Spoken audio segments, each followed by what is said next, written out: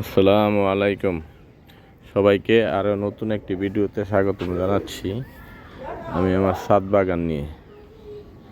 তো আজ আমি আপনাদেরকে দেখাতে যাচ্ছি আমার ছাদ বাগানে 3 মাস বয়স যখন হয়েছে তখন পর্যন্ত কি আমি করতে পেরেছি। এই যে আপনারা দেখতে পাচ্ছেন এখানে লাউ চারা, মাশাআল্লাহ আমার লাউ গাছে লাউ আসছে, অল্প ছোট একটা চারা লাউ এসেছে 2টা। তারপরে এদিক দিয়ে আমি পুঁই শাক দিয়েছি, এখানে লাউর চারার পাশাপাশি শসা গাছে চারা রোপণ করেছি এবং এর সাথে মিষ্টি কুমড়ার চারা আছে, মূলা শাক আছে, তারপরে পালং শাক আছে। এই দেখেন লাউ, কি সুন্দর কচি কচি লাউ, দেখতে ভালোই লাগে। এটার আনন্দ যে একবার করে সেই বুঝতে পারে আসলে এটার আনন্দটা কতটুকু।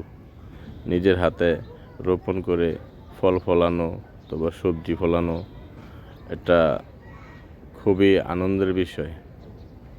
যাই হোক, আমি এখানে দিয়েছি আপনার পালং শাক দিয়েছি, তারপরে মূলা শাক দিয়েছি, আরও দিয়েছি ডাঁটা।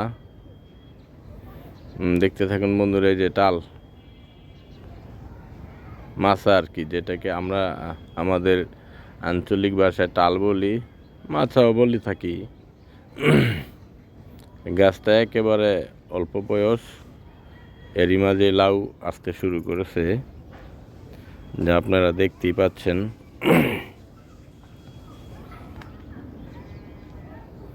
এর পাশাপাশি সুন্দর লাল জাতের পুঁই শাক রোপণ করেছি, অত্যন্ত সুন্দর। এবং পুঁই শাকের পাশে যে মিষ্টি কুমড়ার চারা দেখতে পাচ্ছেন আপনারা, হ্যাঁ, আমি আমার ছাদ বাগানের জন্য যা জৈব সার হিসাবে যা দেই সেটা হচ্ছে যে ডিমের খোসা এখানে শুকাইতে দিয়েছি, এটাকে পাউডার করে প্রত্যেকটা গাছের গোড়ায় অ্যাপ্লাই করব।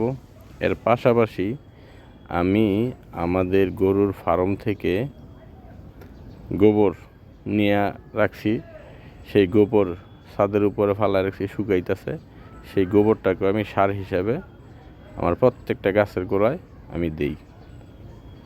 তো আজ এই পর্যন্তই, সবাই ভালো থাকবেন আর আমার ভিডিওটা বেশি বেশি করে লাইক, শেয়ার এবং কমেন্ট করবেন। আর যারা ছাদ বাগান করতে আগ্রহী তাদের জন্য রইল শুভকামনা। আসসালামু আলাইকুম ওয়া রাহমাতুল্লাহ।